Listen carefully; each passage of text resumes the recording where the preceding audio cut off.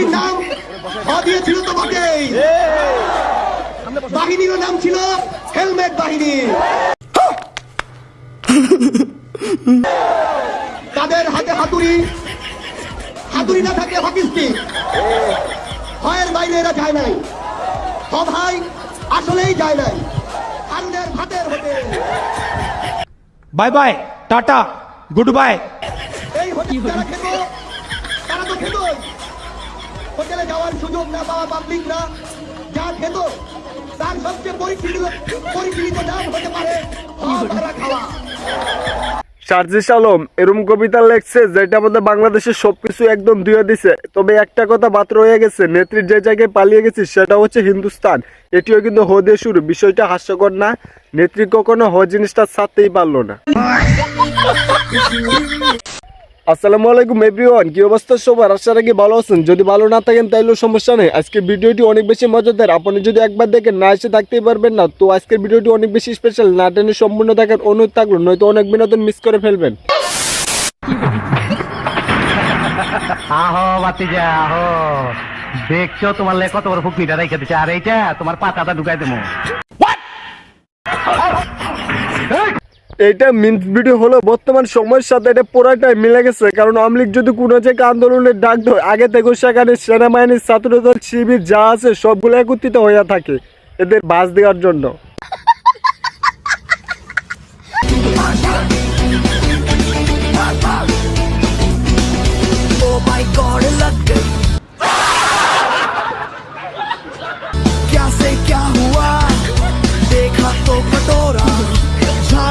Zero পয়েন্টে প্রিয় অভিভাবক আসবো আর কোথা থেকে? কারণ আন্দোলন শুরু হওয়ার আগে থেকে তাদের আপ্যায়ন শুরু করে দিবে আমাদের সেনাবাহিনী আর আমাদের ছাত্র জনতা। ছাত্র জনতা তো অনেক ভালো, তাই তারা নিজের একটু গণে দোলাই দেবো, এর বেশি কিছু করতো না।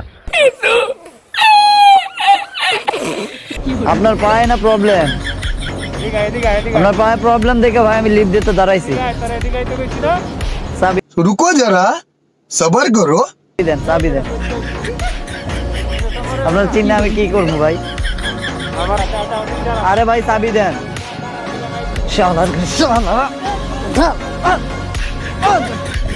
কুত্তার বাচ্চা বাঘের বাচ্চার সাথে বাঙ্গা নিতে গেছে। জীবনে ডাকাত দেখছি, কিন্তু এরকম বলার ডাকাত দেই নেই। এটা হচ্ছে খালি হাতের ডাকাত, বাকিটা ইতিহাস হয়ে গেছে। বাবা গাড়ি কিনা দে, নইলে বিয়া দিয়া দে, বাবা গাড়ি কিনা দে, নইলে বিয়া দিয়া দে, আমি মনের সুখে গাড়ি চালাবো। বাঙালির বুদ্ধি বলে কথা, গাড়িতে বসার জায়গা নেই তাই বলে গাড়ি চালাবো না? অবশ্যই চালাবো। বাঙালির বুদ্ধির কি অভাব আছে? বুদ্ধি কাটা এই উপায়টা বাইর করছে।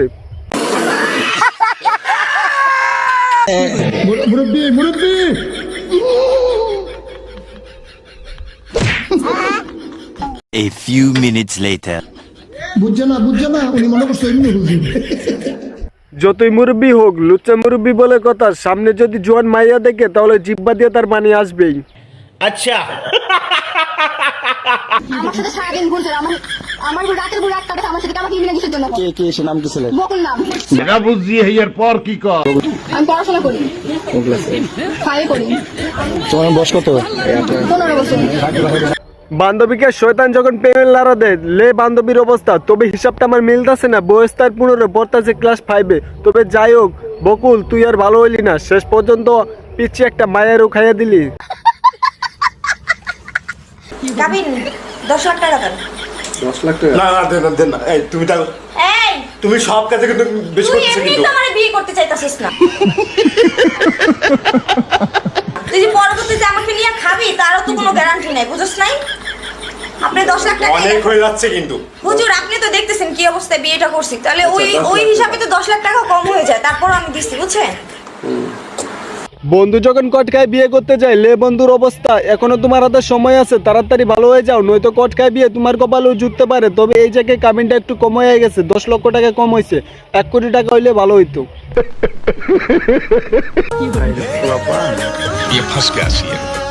ये सब क्या देखना पड़ रहा है? এখন এই বয়সে স্কুলের পিছনে বাটন ফোন করতেছে। কার সাথে কথা কও? হ্যাঁ, আমার দেখে ভালো লাগছে, দেখে মোবাইল পকেটে ঢুকিয়ে দিল। স্মার্টফোন হোক বা বাটন ফোন হোক, প্রিয় মানুষটার সাথে কথা তো বলতেই হবো। মেয়েটাকে দেখে মনে হয় বয়স অনেক কম, আর এই বয়সে আমরা শুধুমাত্র অন্যের প্রেমটাই দেখতাম, কখনো প্রেম করবো চিন্তা করি নাই।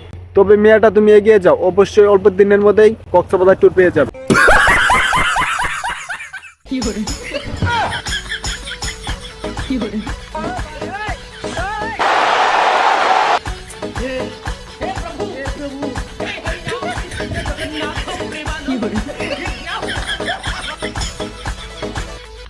মেয়েদের বুদ্ধি বলে কথা, দেখতেই পাইতেছে অজ্ঞান করার পর কিডন্যাপার চলেই যাইতেছে, তাহলে তাদের পালানোর কি দরকার ছিল আশেপাশে মানুষ থাকার পর?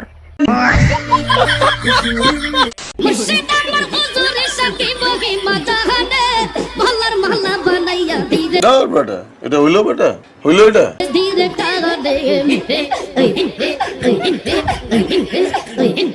লুচ্চা বন্ধু বলে কথা, মাইয়া আছে যেখানে আমার বন্ধুরা পাবেন সেখানে। বন্ধু গেছিল মাইয়াটারে পটাইতে, কিন্তু পটানোর আগে মাইয়া দুইটা তো চইলাই গেল, বন্ধু খাইলো একটা ধোকা।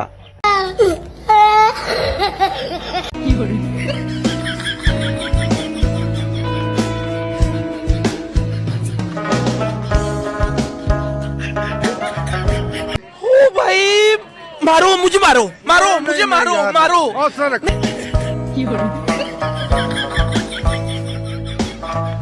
ভূত যদি মানুষের গাড়ে উঠে তাহলে তার গাড় মটকাই দেয়, আর প্রেমিকা যদি তার গাড়ে উঠে তাহলে চিবাই চিবাই খায়। বন্ধু এই ভুলটাই কইরা পালাইছে প্রেম কইরা, এখন তার গার্লফ্রেন্ড তার গাড়ি উঠে ফেলছে। তাই সকলে আমরা তার জন্য পড়ি ইল্লা লিল্লাহি ওয়া ইন্না ইলাইহি রাজিউন। হ্যালো আপু, আপনি ভিডিওটা যদি দেখে থাকেন, এইটা তুমি একটা কথা কইলে ভাই, আমি তো 12টা বাজার সাথে সাথে চলে এসেছি আমার, কিন্তু এদিকে মানে এরা কারা?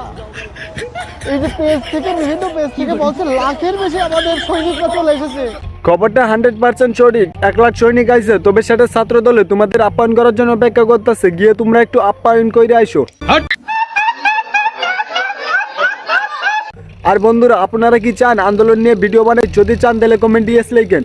ভিডিওটি ভালো লেগে থাকলে ভিডিওতে একটি লাইক করে চ্যানেলটি সাবস্ক্রাইব করে দিন। পরবর্তী ভিডিও নয়তো আপনার কাছে নাও যেতে পারে।